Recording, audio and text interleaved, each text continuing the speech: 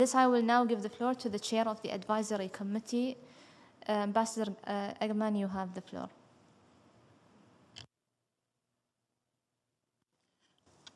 Thank you very much, Madam Chairperson. I have the honor and privilege to address the Sixth Committee for the first time in my capacity as the chair of the Advisory Committee on the United Nations Program of Assistance in the teaching, study, dissemination, and wider appreciation of international law. Madam Chairperson, during its 56th session held on 6 October 2021, from 10 a.m. to 11:25 a.m., the Advisory Committee focused its work on the consideration of the draft report of the Secretary General contained in document number A/76/404. The committee reviewed the activities of the Program of Assistance undertaken during the reporting period, as well as activities proposed for the year 2022, including the resulting administrative and financial implications. 17 members of the committee participated in the session, with Thailand participating as an observer in its capacity as host country for the regional course in the international law for the Asia-Pacific region. Madam Chairperson, on behalf of the committee, I would like to thank Mr. Miguel de Serpa Suarez, Under-Secretary General for Legal Affairs and United Nations Legal Council, for his participation and personal interest in the effective implementation of the Program of Assistance. The committee shares the Legal Council's views that the Program of Assistance is important not only in providing academic opportunities, but also opportunities for building lasting ties of multilateral cooperation, particularly necessary for the work of the Sixth Committee. Madam Chairperson, Ms. Jessica Elbas, Principal Legal Officer of the Codification Division and Secretary to the committee, informed the committee that the International Law Fellowship and the regional courses in international law could not be held as scheduled due to the COVID-19 pandemic and the restrictions imposed on in-person activities worldwide. On behalf of the committee, may I express sincere appreciation to Ethiopia, Thailand, and Chile for their initial preparations to host the regional courses in international law for Africa, Asia, Pacific, and Latin America, and the Caribbean, respectively. We also commend the regional commissions and the Hague Academy of International Law for their continued support. Madam Chairperson, the interactive online workshops held on wide-ranging topics of international law, as well as the remote self-paced curricula developed by the Codification Division as interim capacity building measures for applicants of the training courses which were cancelled, were taken note of by the committee. Further, note was taken of the establishment of the alumni network to support continuing education activities of alumni of the Program of Assistance.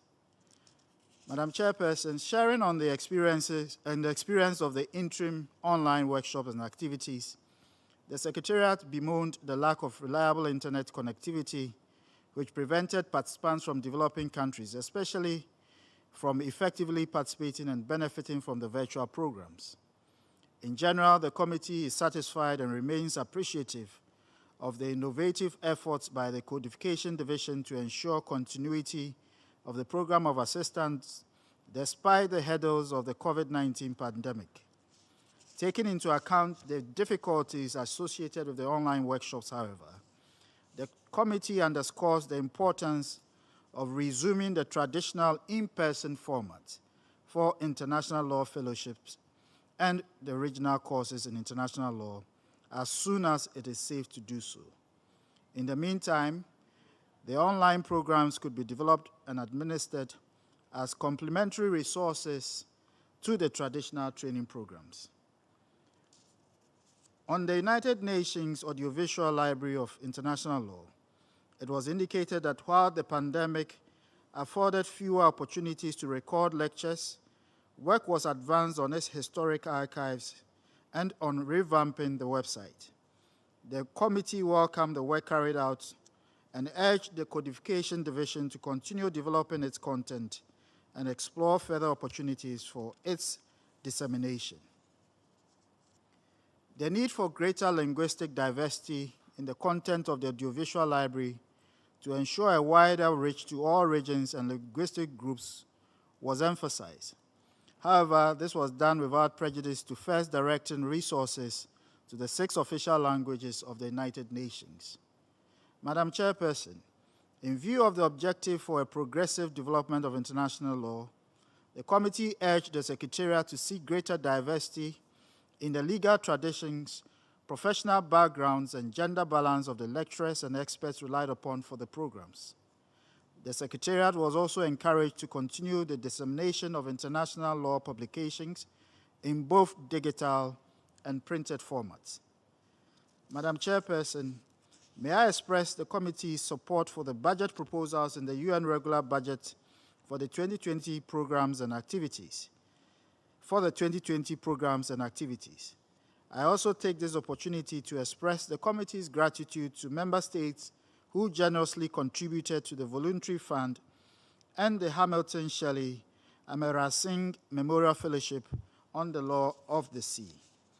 Madam Chairperson, the imperative for strengthening the teaching and learning of international law in the 21st century is stronger today as the rules and principles of international law remain essential to the proper functioning of our interdependent world across a wide range of interacting issues, including climate change, terrorism, law of the sea, artificial intelligence, science, technology, and information, to mention but a few. The work of the Advisory Committee, therefore, is important to sustain and ensure the success of the program of assistance, and by that pursue the purposes and principles of the United Nations. Ghana will continue to lend its full support to the teachings and study, appreciation, and wider dissemination of international law, especially for experts from developing countries, and counts on the support of all member states in this regard.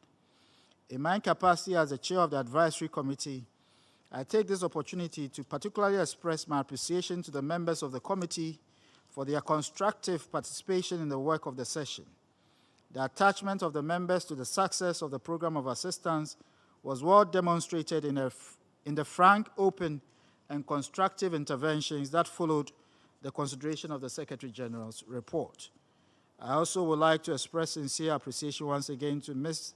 Jessica Elbers and the entire team of the Codification Division of the Office of Legal Affairs for their continued dedication and dynamism to sustain the momentum of the program of assistance despite the apparent challenges of the COVID-19 pandemic.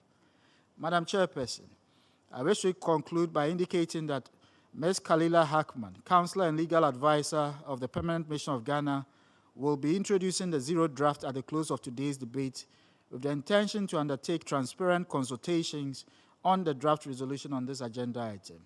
We look forward to the active participation of distinguished delegates in the informal consultations and count on your support and cooperation. I thank you very much, Madam Chairperson.